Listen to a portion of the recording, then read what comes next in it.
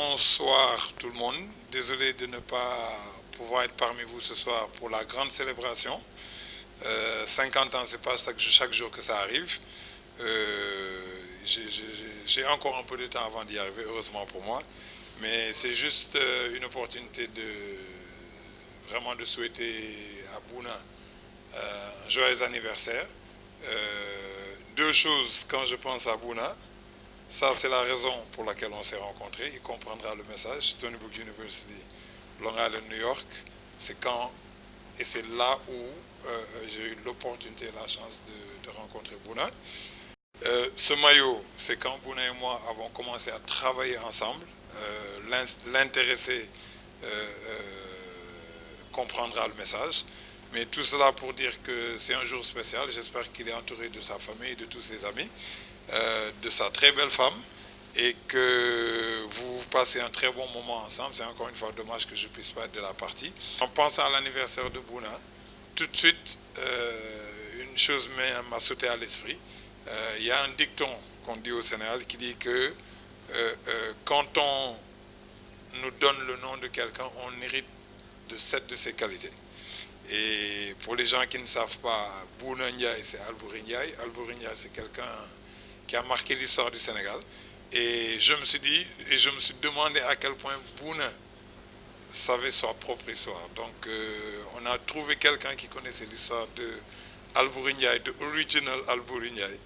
Et il va vous faire le plaisir de vous faire comprendre et de faire comprendre à Bouna qui il est, pourquoi il est ce qu'il est.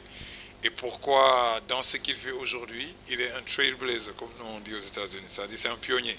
Il change les choses, il bouge les lignes et il nous force nous-mêmes à le suivre dans son sillage. Et c'est pour ça que c'est vraiment un honneur et un plaisir de l'avoir comme grand frère. Encore une fois, happy birthday.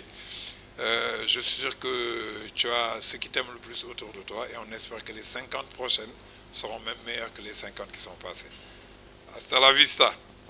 waxtaane ko mag Alboury Birame Penda Ndiémé Bourba Jolof bàyyi ko ci kan Bourba Jolof bi nga xam ne moo njëkk a doon Bourba Jolof ci réew mi ñu naan ko Lalla Fuli Fakka Njaay Lalla Fuli Fakka Njaay moom moo njëkk a imposé l'impôt ci réew mi ginnaaw ba nga xamee ne nag daje naa nag damel bu mag boobu nag te la loolu saay Birame Ndiémé ay sa Njaay Bukkaari bii nga sàmbu leen lampa la ñu boole kuru ngaan pay bi sul keroog ku deewul gore woo Alboury Birame Penda Ndiémé Bukkaari bii nga sàmbu leen Bakary Koddu bii nga bàyyi ma nga des ndoroon Alboury Birame Penda Ndiémé Birame Penda Farimata Alboury Birame Penda Ndiémé moom mi nga xam ne daa xeex di bañ ba ñu génn ko yóbbu ko dëkk boobu ñu naan Niger fa la génne àddina mu naan ñu xam muy doos